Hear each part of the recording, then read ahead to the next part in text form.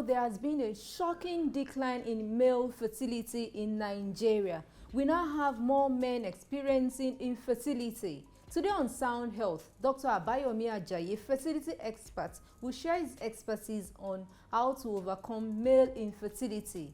I'm Olasunbo Modupe. Welcome to the show.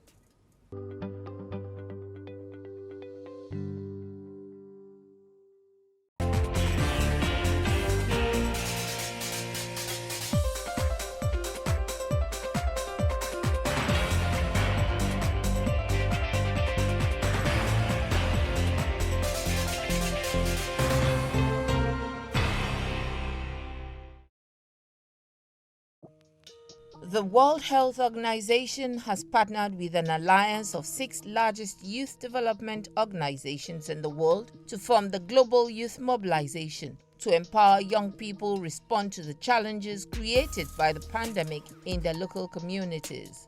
The Director General of the organization, Tedros Ghebreyesus, explained that young people have been affected by the pandemic in many ways, from disruptions in education, loss of employment opportunities, mental health challenges, and increased domestic and gender-based violence. Hence, WHO is committed to ensuring that the global recovery from COVID-19 includes the voices, energy, and ideas of young people. To achieve this, the partnering organization, the Global Youth Mobilization, has established a grant mechanism with funds from the Solidarity Response Fund to support innovative local solutions to address the impact of the COVID-19 pandemic. The initiative allows young people around the world to apply for grants of between $500 and $5,000.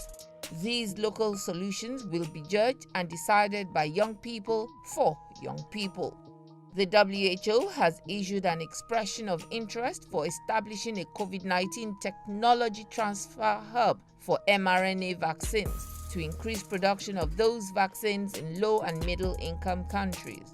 WHO will facilitate the establishment of one or more, as appropriate, technology transfer one hubs that will use a hub and spoke model (REF) to transfer a comprehensive technology package and provide appropriate training to interested manufacturers in LMICs. This initiative will initially prioritize the mRNA vaccine technology too, but could expand to other technologies in the future. The intention is for these hubs to enable the establishment of production process at an industrial or semi-industrial level, permitting training and provision of all necessary standard operating procedures for production and quality control. The technology used is either free of intellectual property constraints in LMICs, or that such rights are made available to the technology hub and the future recipients of the technology through non-exclusive licenses to produce, export, and distribute the COVID-19 vaccine in LMICs, including through the COVAX facility. Preference would be given to applicants who have already generated clinical data in humans. As such, clinical data will contribute to accelerated approval of the vaccines in LMICs. The Presidential Task Force, through the NCDC and Ports Health Service Department of the Federal Ministry of Health, has launched a result verification system. The system is aimed to validate the authenticity of COVID-19 results, as well as build a platform for the verification of COVID-19 results, effectively manage and monitor the network of private laboratories testing for COVID-19. Trained staff of airlines and all 5 international airports now have the capacity to verify results from outbound travelers via QR code and USSD, built on result verification system. Till date, over 164,233 cases have been confirmed, 154,332 cases discharged, and 2,061 deaths recorded in the 36 states and the Federal Capital Territory. Globally, there have been 140,886,773 confirmed cases of COVID-19, including over 3 million deaths reported to WHO. Above 9 million vaccine doses have been administered.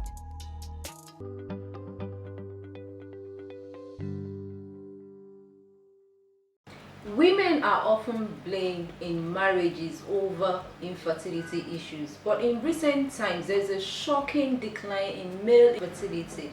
Today on the show, a fertility expert and the founder Nordica fertility group will shed more light on causes and possible solutions for male infertility. To the show, doctor.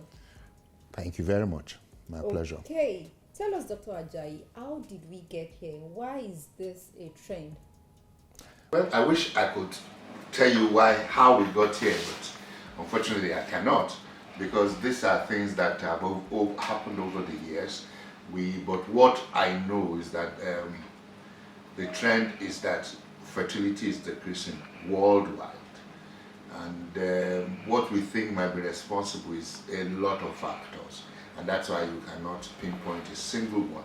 So that's why it's difficult for me to tell you exactly what is happening, but we know that sperm count appears to be decreasing all over the world, and so many studies have been done that have shown that clearly, including the one that we did here. We looked at sperm count about the people that came to us 10 years before now, and then we compared to the people who came 10 years after, and we saw a decline of about 3% on an annual basis. So there was a 30% decline in the general sperm count that we were seeing, and so we also concluded that from our own point of view also that fertility was decreasing in men. Okay. What are some of the major factors for male infertility in the society? Well, I think a lot of things, like I said, blame from some people think the weather, the climate change, some people think some genes are responsible, but a lot of people believe that the environment has a lot to do with this. And the environment also includes probably our lifestyle. That were one of the things that we also saw in our study, that if you are obese, you are about 2.5 times more likely not to have any sperm count than men with normal body weight. So we know the way that alcohol is being consumed now. Actually, just before we came in, I was discussing with somebody on the effect of drugs on even our girls. Hard drugs is finishing fertility potential even in girls, and the same thing for the young men as well. So all these things that we're doing, recreational drugs, marijuana, all the kind of drugs that are illicit drugs that are coming into our system, all this cough syrup that people are just taking anyhow, these things have a profound effect on our fertility, especially also in men. So the kind of work we do also we were able to compare the different parts of Nigeria, because we have clinics in 3 different parts of Nigeria. We were able to look at the sperm count from the 3 different parts, and we saw that the sperm count from the oil producing areas is worse than the other parts of the country. So these are some of the things that we think that this has come to a point where people need to start talking about it. So that, because probably the shortest thing is prevention now, not even the treatment. So it's better to prevent than to start running after treatment. So can you please share with us some health conditions for this defect? I'm sure some health conditions could be explanatory. Yeah, sure, there are some.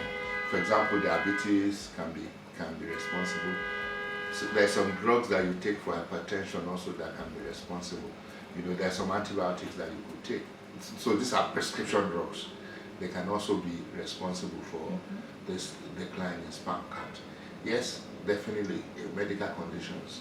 But you see, some of those conditions are not so much preventable, like lifestyle. And that's why we're always talking about lifestyle, because those are things that are within your control and you can do something about them.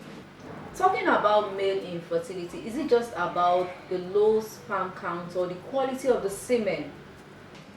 When you say when you look at semen, there are some things you look at. Count is one of them. So when we talk about that your fertility is decreasing, what we're saying is that the parameters of the semen is decreasing. So count is one of the first things that you will see. So we look at this generally, we look at the motility, we look at the the count, we look at how they look like, what we call morphology, and then we look at whether there are white blood cells to show that whether there's been infection. So those are some of the things we look at. But we're usually talking about, when we talk about two very important characteristics, or maybe three: the count, the morphology, and the motility. When are men supposed to be most fertile? Well, men can, the range in fertility of men, actually, that's one of the things that we thought initially. We were not talking about so much about age, about men. But we know now that after 45, a man's fertility also declines. And that's at a point some people were talking about something like andropause.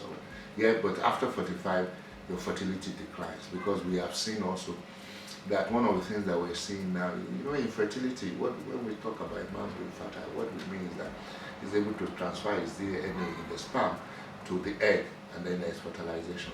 Now, when this DNA is already denatured, because they are protein, so heat tends to denature protein. So when they are denatured, then you can't transfer it to the woman. So, and we have seen that this DNA fragmentation increases in men after 45 years. So age is a very important thing, even in ensuring that fertilization takes place. So we can see that after 45, a man's sperm parameters start declining. But the difference between a man and a woman is that even as it's declining, he can continue to impregnate his wife until about 70. The only thing is that the time interval for him to get her pregnant by increase, like a woman who gets to a bus stop, as it were, So the man we just know there's a decline, and this can just linger for quite a while. It is sad that a woman and not the couple is often blamed for infertility issues in marriages. And I would like to ask you, Doctor, how worried are men about these statistics? Are they truly aware? Men are becoming more aware, and because I remember a few years ago, when you tell a man that he's not fertile, the kind of reaction you get, including some violence. But now you don't get that anymore, because men now know that they also contribute equally to fertility as women. So I don't think that stigma per se is as strong as it used to be. How do we change this narrative? Because everything, to change behavior, education is a very important aspect of it. And that's what we're trying to do, to let people understand that this is what it is, and then to be able to accept it better, and therefore seek solutions to the problems, rather than continue to point fingers and blame each other. I need you to share with us, how soon should a man seek help when you're talking about infertility? Well, what we try with the WHO Health Organization says that infertility is the inability of a couple to conceive after trying for 1 year.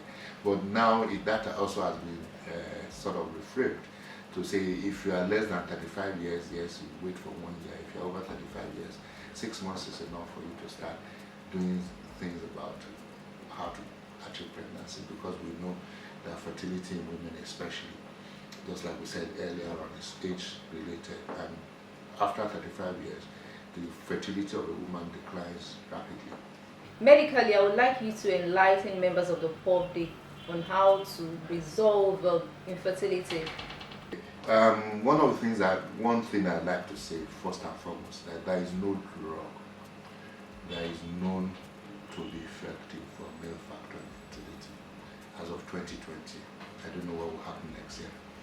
And therefore, trying to use drugs, it might be a big waste of time. There's some group of men, but they're just about 5% of people who have infertility who can benefit from drugs. Mm-hmm. So the best thing is when you have male infertility, go to specialists who can help you. Because, like I said, so if it's only 5% that can be helped by drugs, then it means 95% will need assisted conception.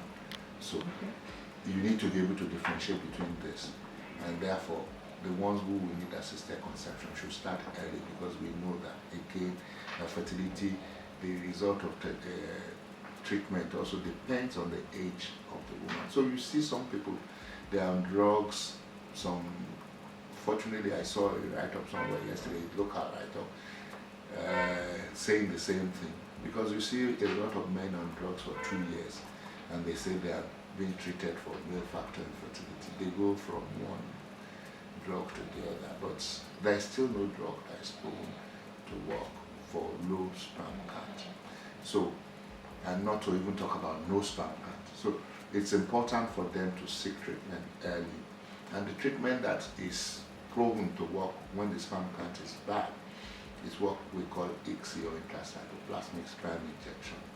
Here is a variant of IVF where we actually take one sperm and inject it into one egg, and that's done under the microscope. So, and that also is a treatment that we can use that both for low sperm count and no sperm count.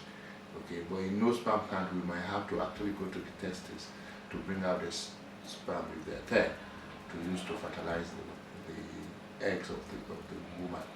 Now, but in some people, it might also not even be possible because you might not find any sperm in the testes. So for some, it might be to use donor sperm. But that proportion is reducing drastically because now we know so many things about even that the quality of the embryo that will form from the ICSI is the most important thing. And now there are tests that can even test whether the embryos can become babies, what we call pre-implantation genetic diagnosis. So we can test from the get-go whether the embryos can become babies, and then we can see which one to transfer and which one not to transfer. Okay, Dr. Ajayi, I need you to dispel some myths and misconceptions about egg donor and sperm donor. Oftentimes, some couples might have made up their mind on following this path, but due to the health myths and misconceptions, they hold on to their decision. What's your take on this? Well, I must say with all sense of responsibility that agreeing to use a donor, either sperm or egg, is not a small decision to make, and therefore we need to hold them by the hands when they're making this decision. By a lot of counseling, we call implication counseling, therapeutic, we need to hold them by the hands. Unfortunately, many Nigerians, even when these facilities are available, don't avail themselves. In Nigeria, we think counseling, we think support is a sign of weakness, but it is not. There is nobody that is an island. When you're going through that kind of decision, you need all the support that you can get, because we've seen some people, even when they've made such a decision and the baby comes, the acceptance first becomes an issue. So those are things that you need to clear in your mind even before you cross that hurdle. So counseling is key in such people. And then sometimes also it might involve you bringing people with the same kind of issues together, what we call a support group, so that you can borrow experience from another person and understand that you are not alone in this lonely issue, because sometimes it sounds very lonely. So we might need the support of other people to help us to go through this. All right, thank you so much, Dr. Abayomi Ajayi, for sharing your expertise on male infertility in Nigeria. You're very welcome. All right, that has been Dr. Abayomi Ajayi, fertility expert and founder Nordica Fertility Group, on how to boost male fertility in Nigeria. Sound Health continues with trending. Please stay with us.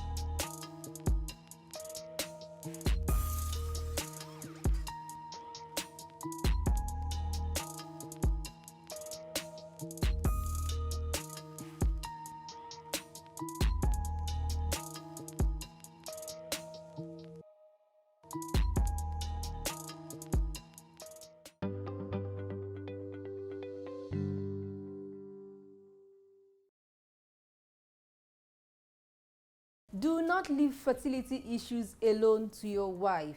Early medical help will increase your chances of overcoming male infertility. This is where we say thank you on today's episode of Sound Health. For comments and inquiries, please send SMS to 0035826603 or follow us on social media at TV Social, #Sound Health.